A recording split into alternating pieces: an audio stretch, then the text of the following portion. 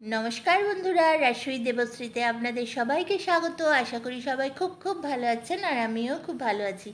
आजके जे रान्नाटी निये आपनादेर सामने आमि हाजिर हयेछि सेटी हलो इलिश माछेर माथा दिये पुঁই শাকের चच्चড়ি।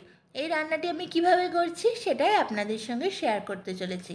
তো এই রান্নার জন্য প্রথমে আমি পুঁই শাকগুলোকে ছোটো ছোটো টুকরো করে কেটে নিয়েছি। যেগুলো একটু মোটা মোটা ডাঁটা ছিল সেগুলো মাঝখান দিয়ে আমি ছোটো ছোটো করে চিড়ে নিয়েছি। আর এখানে ঘরে থাকা সমস্ত সবজি পটল, ঝিঙে, গাজর, বেগুন, কাঁকরোল, আলু এইসব নিয়ে নিয়েছি। আর মাছের মাথাগুলোকে একটু নুন হলুদ মাখিয়ে আগের থেকে রেখে দেবো। আর মশলার জন্য নিয়েছি পরিমাণ মতো নুন, হলুদ, চিনি, ধনে গুঁড়ো, আদা জিরে বাটা, টমেটো আর কয়েকটা চেরা কাঁচা লঙ্কা। এই দিয়ে আজকে রান্নাটা করব। তো এই রান্নার জন্য প্রথমে আগে পুঁই শাকটাকে ভালো করে ধুয়ে নিয়ে আমি তার মধ্যে একটু নুন আর একটু জল দিয়ে আমি দুটো সিটি মেরে একটু সেদ্ধ করে নেব। আর নুন হলুদ মাখানো হয়ে গেছে মাথা দুটোতে। এবার কড়াইয়ে তেল দিয়ে তেলটা গরম হলে তাতে মাছের মাথা দুটো ভেজে নিচ্ছি। মাছের মাথাটা খুব বেশি ভাজবো না, তাহলে একটু ছিবড়ে ছিবড়ে হয়ে যাবে। এরকম হালকা হালকা ফ্রাই করে আমি তুলে রেখে দিলাম। এবার ওই তেলের মধ্যেই ফোড়নে একটু 5 ফোড়ন দিয়ে দিলাম আর একটা শুকনো লঙ্কা দিয়ে দিলাম। দিয়ে এবার কেটে রাখা সবজিগুলোকে একটু ভাজা ভাজা করে নিচ্ছি। যেহেতু এই সবজির মধ্যে ঝিঙে আছে তাই ভাজাটা খুব বেশি যাবে না, জল কাটছে, তাই এরকম মতো ভাজা করে নিলাম। ভাজা করে তার মধ্যে এবার মশলাগুলো অ্যাড করে দিচ্ছি। মশলাগুলো দিয়ে সবজির সঙ্গে ভালোভাবে কষিয়ে নিলাম। কষিয়ে নিয়ে এই প্লেট ধোয়ায় অল্প একটু সামান্য জল দিয়ে দিলাম। আর এই রান্নায় জল ব্যবহার করব না, এই পুঁই শাকের জল। তারপরে একটু ঝালের জন্য দিয়ে দিলাম একটু সামান্য শুকনো লঙ্কার গুঁড়ো। তারপরে মাছের মাথাগুলো দিয়ে আমি ঢাকা দিয়ে রেখে দেবো।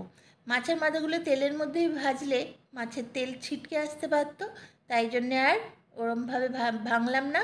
এবার তরকারির মধ্যে দিয়ে দিলাম, একটু মজে গেলে মশলাটাও কষে যাবে আর মাছের মাথাটাও নরম হয়ে যাবে। দেখুন মশলাটা আমার কষে গেছে আর মাছের মাথাটাও দেখুন কত সুন্দর নরম হয়ে গেছে। এরপরে ততক্ষণে আমার পুঁই শাকটা সেদ্ধ হয়ে গেছে। এরপর জলটা ফেলে দিয়ে আমি পুঁই শাকের ডাঁটাগুলো এর মধ্যে দিয়ে দেব। পুঁই শাকের দিয়ে এবার ভালো করে আবারও নাড়াচাড়া করে নেব মশলার সঙ্গে, যাতে পুঁই শাকের ডাঁটাগুলো মিশে যেতে পারে। ভালো করে মিশিয়ে নিচ্ছি। নিয়ে আবারও ঢাকা দিয়ে আমি মিনিট 10 জন্য রেখে দিলাম। এই সময় গ্যাসটা অবশ্যই সিমে করে রেখে দেবো। মিনিট 10 পরে দেখুন আমার সমস্ত সবজিগুলো সেদ্ধ হয়ে গেছে আর পুঁই শাক থেকে কতটা জল বেরিয়ে এসছে।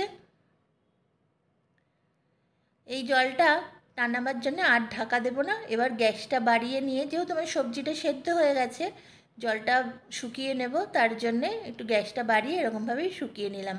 যেহেতু ইলিশ মাছের মাথা দিয়েছি তার জন্যে আর ভাজা মশলা দিলাম না।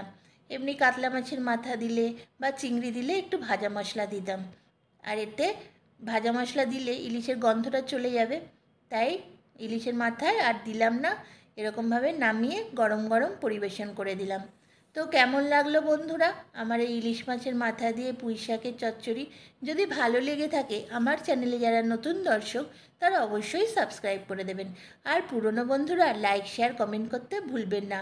আপনাদের আশীর্বাদ আমার সর্বদা মাথায় থাকুক এই কামনা করি। নমস্কার।